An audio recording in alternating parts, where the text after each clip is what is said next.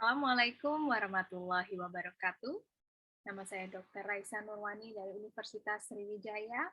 Pada pagi hari ini saya akan melakukan micro teaching mengenai kanker leher rahim di Indonesia.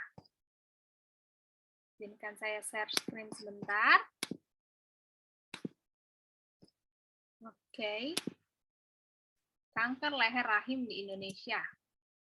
Tujuan pembelajaran kali ini adalah setelah menonton video ini, peserta diharapkan mampu menjelaskan epidemiologi kanker leher rahim di Indonesia dan strategi pencegahannya, serta menjelaskan mengenai penyakit kanker leher rahim secara garis besar. Nah, bisa dilihat di sini ada sebuah gambar, ini bukan donat, ini adalah gambaran serviks atau leher rahim yang sehat. Lalu perhatikan kedua gambar di bawah ini. Kalian sudah mempelajari ini di saat preklinik dulu ya, jadi saya rasa kalian pasti sudah tahu dan sudah punya gambaran bahwa gambar A adalah gambar kanker serviks atau kanker leher rahim. Bagaimana dengan gambar B? Ada yang tahu? Ada yang bisa bantu menjawab? Ya, gambar B mungkin akan disalahartikan sebagai serviks yang sehat. Padahal sebenarnya gambar B adalah gambaran displasia ringan yang hanya bisa dideteksi dengan metode pendeteksi kanker serviks seperti IVA, pap smear, ataupun HPV DNA, dan sebagainya. Satu wanita meninggal karena kanker serviks selama 2 menit di dunia, dan selama 1 jam ada satu wanita yang meninggal karena kanker serviks. Jadi kanker serviks ini bukanlah sesuatu yang penyakit yang bisa dianaktirikan ya. Kita harus melakukan sesuatu untuk mengurangi angka kematian ini. Ditemukan dari Globocon 2020, saya ambil ini ya, masih baru ya, baru 1 tahun, 100 kasus baru kanker serviks ditemukan per hari di seluruh dunia, sementara 57 perempuan meninggal per hari disebabkan oleh kanker serviks. Ini tentu bukan angka yang kecil. Nah, untuk insiden global kanker serviks sendiri, kanker serviks merupakan kanker nomor 2 paling sering ditemukan pada wanita usia 15-44 tahun, yaitu jumlahnya 530.000 kasus per tahun, dan 85% kasus terjadi di negara berkembang, termasuk di Indonesia. Bagaimana dengan di Indonesia? Di Indonesia sama, dia juga masih kanker kedua terbanyak pada wanita. 34% kanker pada wanita Indonesia adalah kanker serviks atau kanker leher rahim, di mana peringkat pertamanya masih tetap kanker payudara. Nah, mengapa angka kematian dan kejadian di Indonesia sangat tinggi? Karena 70% baru terdeteksi pada stadium lanjut atau pada stadium lebih dari 2B. Mengapa hal ini terjadi? Karena rendahnya angka cakupan screening di Indonesia yang kurang dari 5%, sementara idealnya dari WHO disebutkan screening untuk kanker leher rahim itu harus mencapai 80%. Jadi kita punya gap sebanyak hampir 80% ya, hampir 75% yang harus ditingkatkan. Nih ya, ini masih sama, Indonesia memiliki 89 juta perempuan berusia lebih dari 15 tahun, maka 89 juta perempuan ini beresiko menderita kanker serviks. Diperkirakan 20.928 perempuan didiagnosis kanker serviks setiap tahunnya di Indonesia, dan 9.498 diantaranya meninggal dunia. Hal ini masih berkaitan dengan temuannya yang sudah mencapai stadium yang lanjut ya. Penyebabnya adalah HPV atau Human Papilloma Virus yang sebenarnya ukurannya tidak lebih dari 50 nanometer. HPV sendiri memiliki lebih dari 100 genotype, dan untuk tipenya sendiri itu 70% kanker serviks berkaitan dengan HPV tipe 16 dan 18. Tetapi ada beberapa tipe lain yang dapat ditemukan seperti 31, 33, 45, dan 52. Nah, selain menyebabkan kanker serviks pada wanita, virus HPV ini juga bisa menyebabkan penyakit lain seperti kutil kelamin yang bisa juga menyerang laki-laki.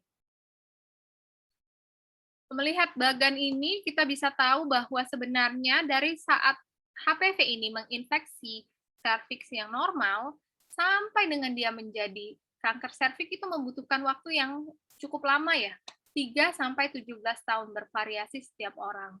Dan sebelum dia mencapai kanker serviks, dia akan melalui tahapan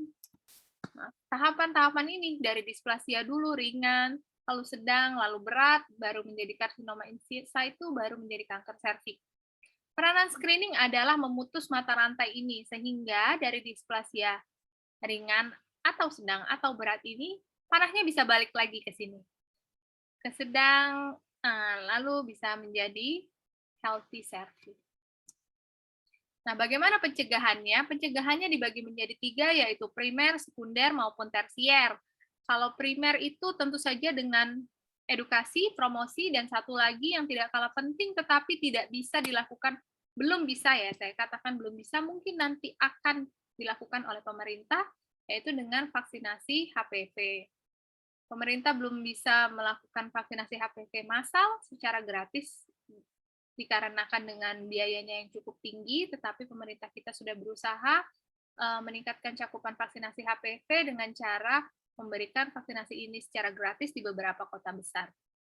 Lalu, pencegahan yang kedua yang paling mudah dan murah dilakukan adalah screening deteksi dini dan terapi prekanker dini atau lesi invasif. Dengan apa? Yaitu dengan IVA test. Selain IVA test, sebenarnya screeningnya bisa dilakukan dengan pap smear dan juga tes HPV DNA. Tetapi kedua ini tidak bisa dilakukan dengan murah dan mudah, berbeda dengan IVA test. Maka IVA test di sini menjadi pilihan utama untuk pencegahan kanker leher rahim di Indonesia. Lalu IVA test ini sendiri nantinya bisa dilanjutkan dengan terapi dini berupa cryoterapi atau coagulation yang diharapkan bisa dilakukan di fasilitas kesehatan pertama.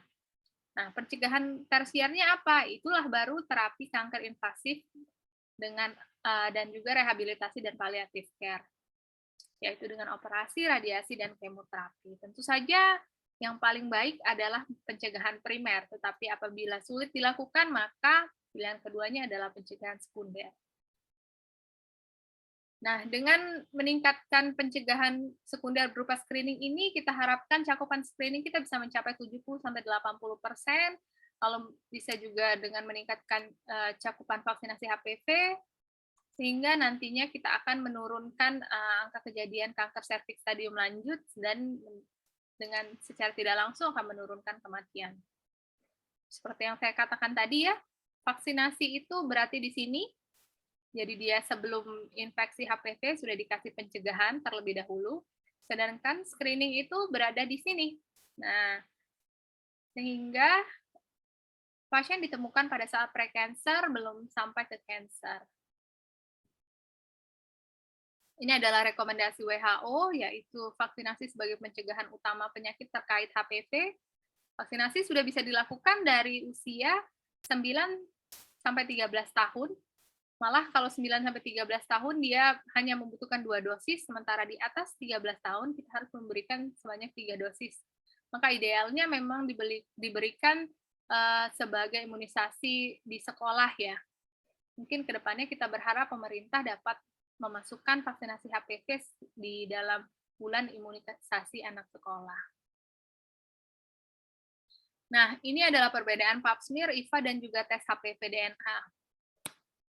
Seperti kita lihat di sini, bahwa IVA itu hasilnya langsung dengan sensitivitas dan spesifisitas yang tidak kalah dari pap smear dan juga HPV DNA.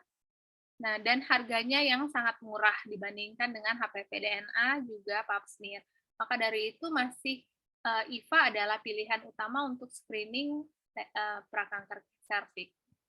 Di mana? Tentu kita pilihannya jatuh pada IVA yang murah dan mudah.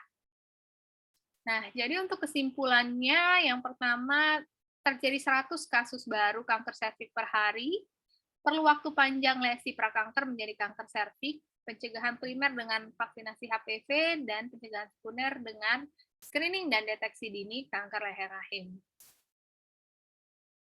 Apakah ada pertanyaan?